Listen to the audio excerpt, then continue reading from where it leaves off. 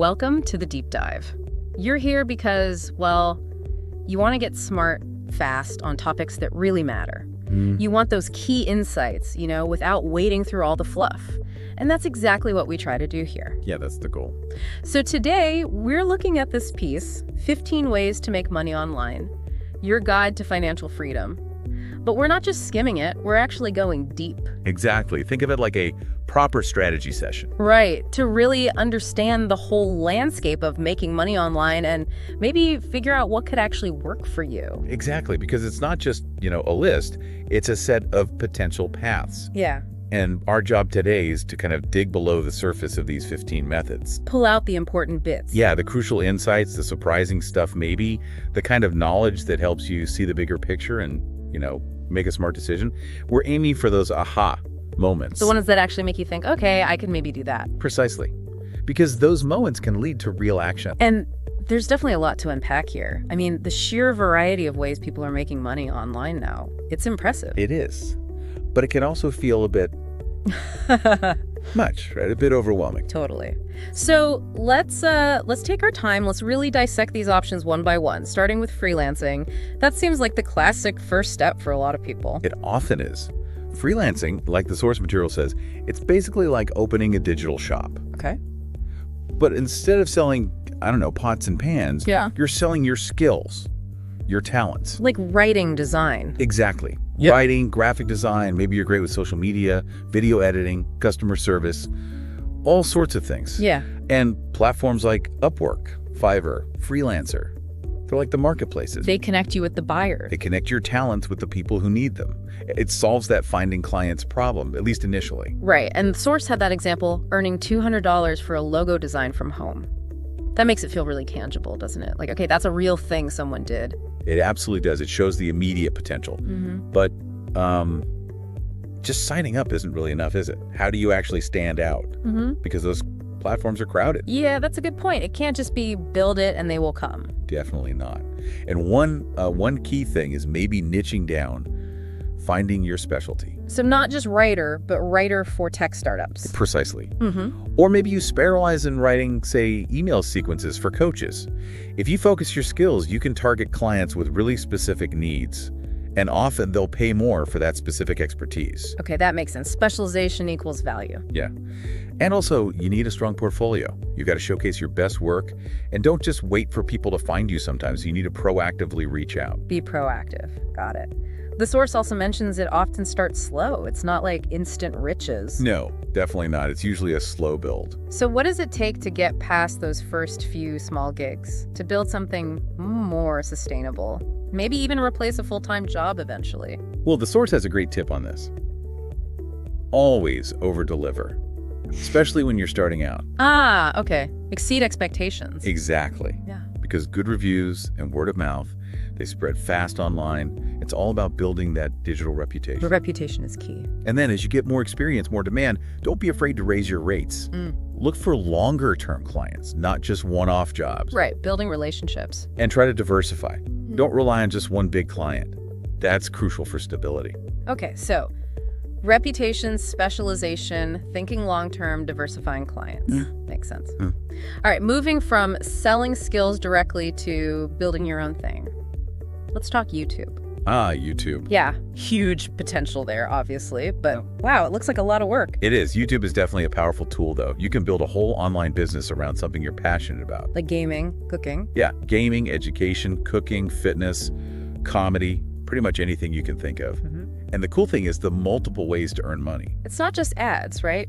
No, not at all. You've got ads, sure, but also sponsorships, selling your own merchandise, channel memberships where people pay a little extra for perks. Okay, several streams, but the core of it, the foundation, is building that audience, right? An engaged audience. That's the absolute key. Without an audience, none of the other stuff really works. So how do you do that? The source mentions consistency, quality, authenticity, which sound great, but what does that mean day to day? Well, they are the guiding principles.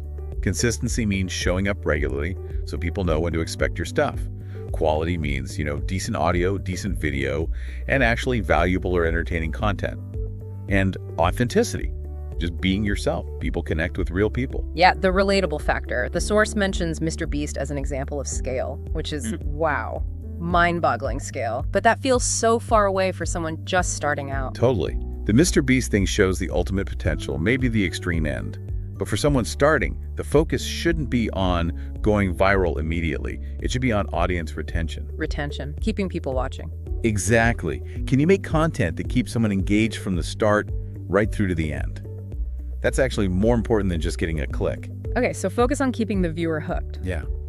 Think about good storytelling, valuable tips, making it visually interesting, and really know your niche.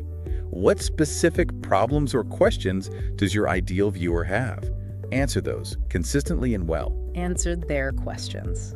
Got it. Okay, shifting gears again. Leveraging knowledge in a different way.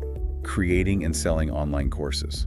Ah, yes, the knowledge economy. This feels like a natural fit for someone who's already an expert in something, right? Absolutely. Think about what you already know really well. The source gives examples like baking amazing sourdough bread or mastering Google Ads. Could be anything. How to knit, how to use specific software, public speaking. Exactly.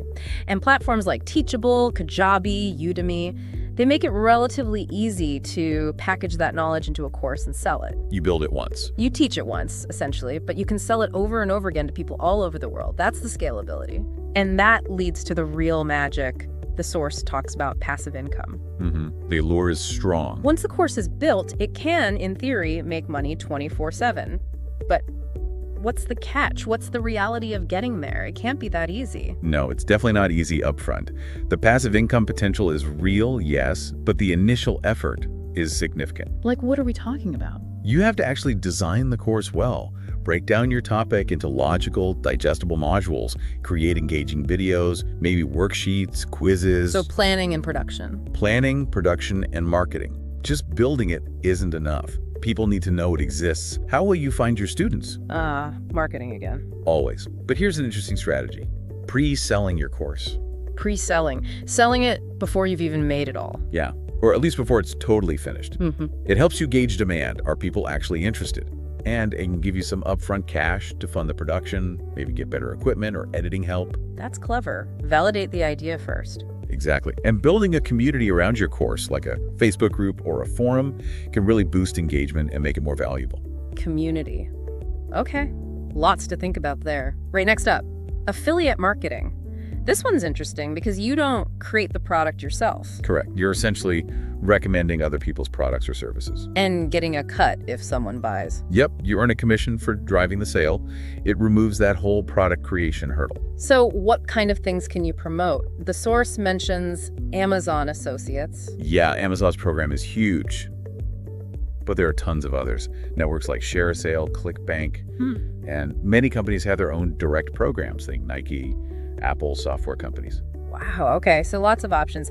The key thing seems to be doing it authentically, right? Not just bombarding people with links. How do you do that well? It all comes down to trust and value. You have to genuinely believe in the products you recommend. Would you use it yourself? Would you recommend it to a friend? If not, don't promote it. Exactly.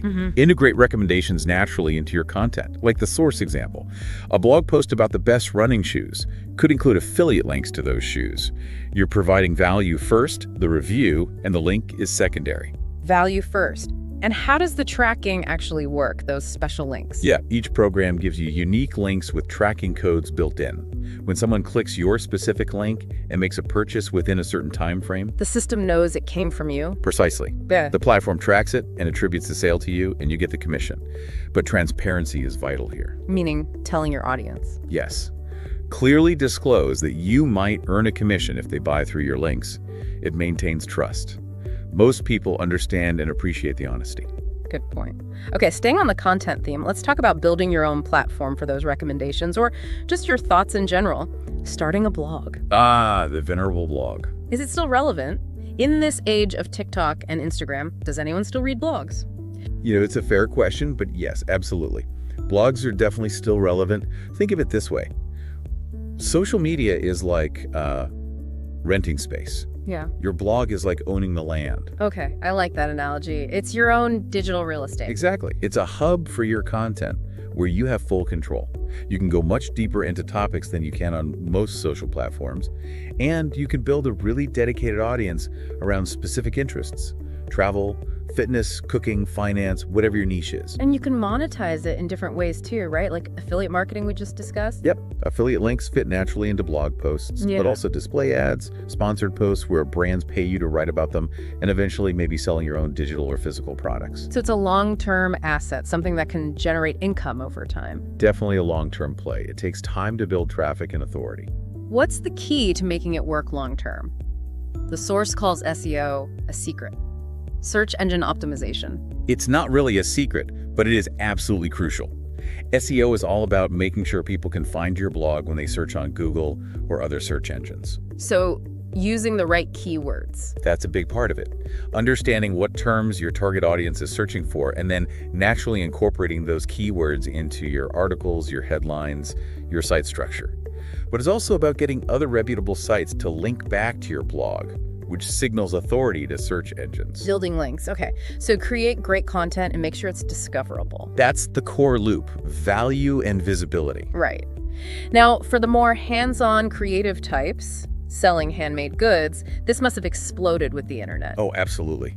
The internet has been a game changer for artisans and craftspeople. Think jewelry makers, people knitting scarves, creating art prints, making unique candles. Things you can't just find mass-produced everywhere. Exactly. And platforms like Etsy, or even setting up your own store using Shopify, or selling directly through Instagram shops. They've opened up a global market. From your kitchen table to the world. Pretty much. It allows individual creators to bypass traditional gatekeepers and connect directly with customers who really value unique handmade items. There's a real appreciation for that craftsmanship. So if someone has that creative skill, what makes them successful selling online? Is just having a cool product enough? A great product is the foundation, obviously, but it's usually not enough on its own. Presentation is huge. Meaning good photos. Yes, really high-quality photos that showcase your item beautifully, compelling descriptions that tell the story behind the product or the craft, and actively engaging with potential customers, maybe on social media. Building a brand around your craft. Yeah, exactly. And excellent customer service is non-negotiable. People buying handmade often expect a more personal touch. It's competitive, so you need that combination of talent and, frankly, good business sense. Talent and business savvy. Okay, sticking with creative stuff, but maybe less. Physically making things yourself.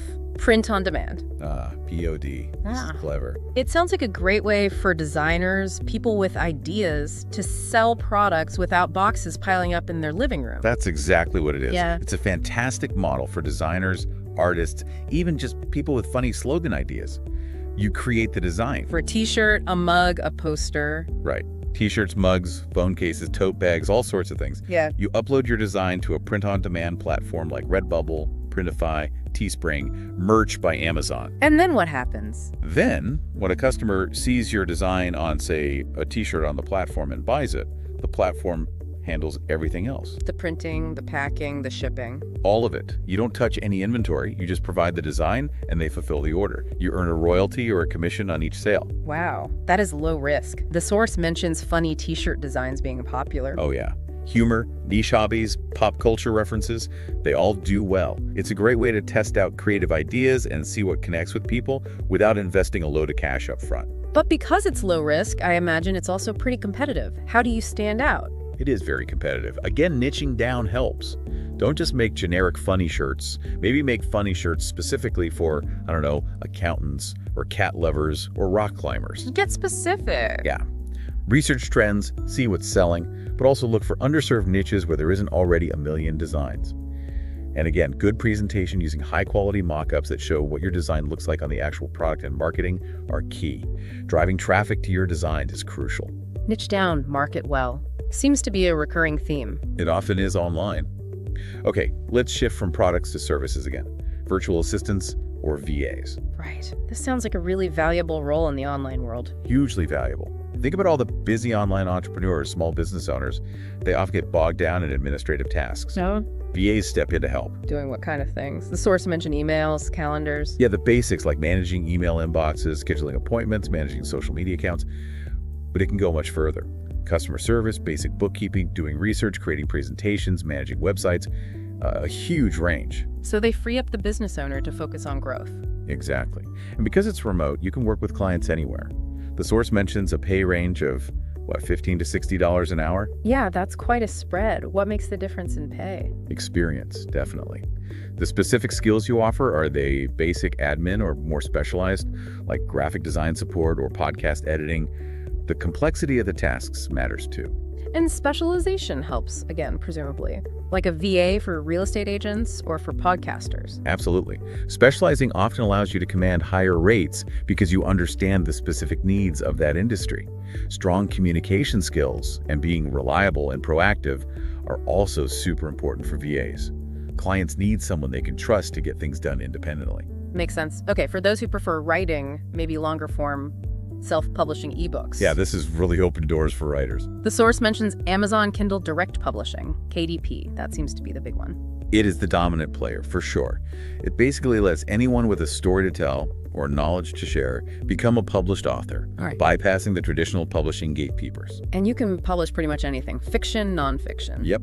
Novels, short stories, how-to guides, memoirs, cookbooks, children's books. The list goes on.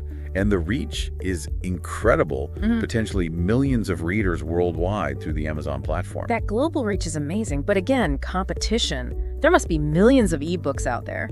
How do you make yours stand out? The source highlights covers and title. Oh, massively important. Your cover is the first impression. Often, it is the deciding factor for someone scrolling through options. Investing in a professional, eye-catching cover design is non-negotiable, really. Don't DIY the cover unless you're a pro designer. Generally, yes. And the title and subtitle are crucial too. They need to be compelling, hint at the genre or benefit, and ideally include keywords people might search for. Keywords again. Yep. And beyond that, good editing is essential. Poor editing screams amateur. Proper formatting for Kindle. And then, yes, marketing your book. Building an author platform, maybe running ads. Treat it like launching a product. Treat it like a business, not just a hobby project. Yeah. Okay, back to social media, but providing it as a service. Social media management. Right. We talked about VAs doing some social media, but this can be a more specialized role. Why do businesses need help with this? Can't they just post themselves? Some do, but many find it incredibly time-consuming. And effective social media isn't just about posting randomly. It involves strategy. Like what? Creating a content calendar, designing visually appealing posts, writing engaging captions, maybe running paid ad campaigns, responding to comments and messages promptly, analyzing the performance data. Oh, analytics, yeah. Seeing what works. Exactly.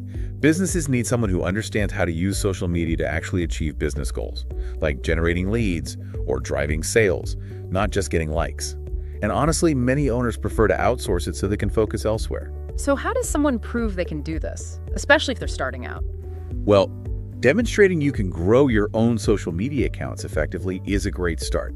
Build a strong presence for yourself. You could also offer your services for free or low cost to a local business or nonprofit initially to build a portfolio and get testimonials. But some case studies. Precisely. Show tangible results.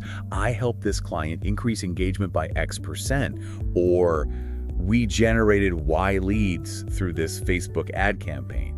Data speaks volumes. Show, don't just tell. Got it. Okay, let's switch to something more visual. Stock photography. For the photographers listening. Yeah, selling your photos online. How does that work? Basically, you upload your high-quality photos to stock photo websites. The source mentions Shutterstock and Adobe Stock, which are two of the biggest. And who buys them? All sorts of people. Businesses needing images for their websites or marketing materials, bloggers, graphic designers, news outlets.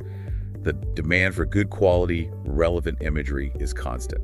And you can sell the same photo multiple times. Yes, that's the beauty of it. It operates on a licensing model. You upload it once, and potentially hundreds or thousands of people can license it over time. That's where the passive income potential comes in. Passive income again. So what kind of photos sell well? The source mentions categories like business, food, travel. Yeah, those are big ones. Business concepts, people working authentically, lifestyle shots, travel destinations, food, nature, fitness. Think about images that lots of different businesses or creators might need. Commercial appeal is key. Definitely. And technical quality has to be top-notch. Sharp focus, good lighting, clean composition. They have quality standards you need to meet. Building a diverse portfolio across lots of relevant themes is the best strategy. Quality, relevance, diversity. Okay. Now, dropshipping. This one always generates buzz. Running an online store without holding inventory sounds almost too good to be true. It has its pros and cons, for sure. The basic model is you set up an online storefront, maybe using Shopify or something similar. You list products for sale. Products you don't actually own or store. Correct. When a customer buys a product from your store, you then place that order with your supplier, often based overseas, maybe on AliExpress or through a dedicated dropshipping agent. And the supplier ships it directly to the customer. Exactly, under your branding, usually. So you never handle the physical product. Your main job becomes marketing the store and handling customer service. So the upfront risk is lower than traditional retail because you're not buying inventory in bulk. Much lower financial risk in terms of inventory, yes. That's the main appeal. But what are the downsides or the challenges? Well, profit margins can sometimes be thin because you're buying products one at a time. You're heavily reliant on your suppliers for product quality and shipping times, which you don't directly control. Customer service can be tricky if there are shipping delays or quality issues. You're the face of the business, even if the supplier messes up. Exactly. And finding winning products and marketing them effectively takes real skill and effort. It's definitely not a get-rich-quick scheme, despite how it's sometimes portrayed. It requires strategy, testing, and persistence to scale. Less about inventory, more about marketing, supplier relationships, and customer experience. Okay, now something we're doing right now. Podcasting. Meta, yes. The source points out it's great for building a loyal, trusting audience. Why do you think podcasts create that strong connection? I think it's the intimacy of the audio format. It feels very personal, like you're right there listening in on or even part of a conversation. When you show up consistently with valuable or entertaining content, people really start to feel like they know you and trust you. That trust is key for monetization, isn't it? Absolutely. Once you have that engaged audience, you can potentially monetize through recommending products or services you genuinely use and believe in, promoting your own courses or coaching, or attracting sponsors who want to reach your listeners. But building that audience takes time. It's not overnight. Definitely not. It's a marathon, not a sprint. Consistent effort over months, even years. But the source had that fun fact. Over 460 million podcast listeners worldwide. The audience potential is massive. Huge potential reach. So what's one key piece of advice for someone thinking about monetizing a podcast? Focus relentlessly on your listener and providing value. Build that community and trust first. Don't rush into monetization. When you do introduce recommendations or sponsors, make sure they're a genuinely good fit for your audience. Authenticity wins in podcasting. Authenticity again. Good advice. Okay, let's look at a couple of more direct employment-style online options. Remote customer support jobs. Right. This offers a bit more stability, perhaps. Like a regular job, but from home. Essentially, yes. Yeah. As the source says, tons of companies, big ones like Amazon and Apple, but also lots of smaller startups and online businesses hire remote teams to handle customer service. Through chat, email, phone calls. All of the above. You're helping customers with queries, problems, orders, all from your home office. It can provide a steady paycheck, sometimes even benefits, which can be great if you're maybe exploring other online income streams on the A side. stable base. What skills do you need? Just being good with people. Good communication skills are paramount, both written for chat and email, and verbal for phone calls. Patience is key. Empathy. Good problem-solving skills. And being comfortable using different software tools and working independently. So solid communication and problem solving from a distance. Okay, one last one. Teaching English online. Huge demand for this globally. English is the global language of business, travel. Exactly. And as the source notes, platforms like Cambly, VIP Kid, italki connect native or fluent English speakers with students all over the world who want to learn. And you don't always need a formal teaching degree. Often no. Some platforms might prefer it, but many primarily require you to be a fluent speaker and have the ability to teach and explain concepts clearly.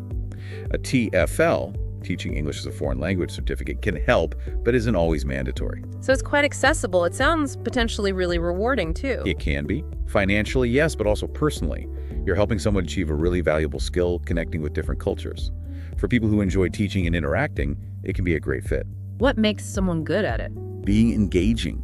Making lessons interactive, not just lecturing. Tailoring the lesson to the student's level and goals.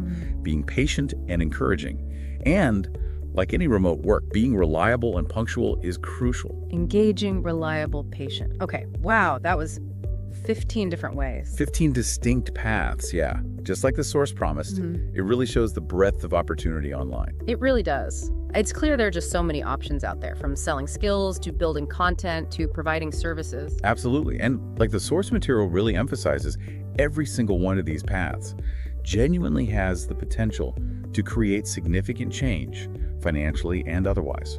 But the key is figuring out which one fits you. Exactly. Looking at your own skills, what you actually enjoy doing, your passions, what your goals are, and then you just have to take that first step. That first step is always the hardest, isn't it? But the source puts it nicely. A little courage, a little action, and a belief in yourself. That's often all it takes to get started. And remember, nobody gets it perfect right away. Every successful online business, every freelancer, every YouTuber, they all started somewhere, often small, and learned as they went. Don't be afraid to experiment. Definitely. Try things out, see what resonates. So the call to action here is pretty clear. If any of these 15 ideas sparked something, even a tiny flicker. Do one small thing this week. Just one thing. Research a platform, outline a course idea, write the first paragraph of a blog post. Exactly. As the source says, your future self might thank you for it. Indeed they might. Well, thanks for taking this deep dive with us today. Always a pleasure. So here's a final thought to leave you with. Considering this wide range of options, which one or two truly align not just with skills you have, but with the kind of work you genuinely find engaging and the lifestyle you want to build, that intersection might be your most direct path forward.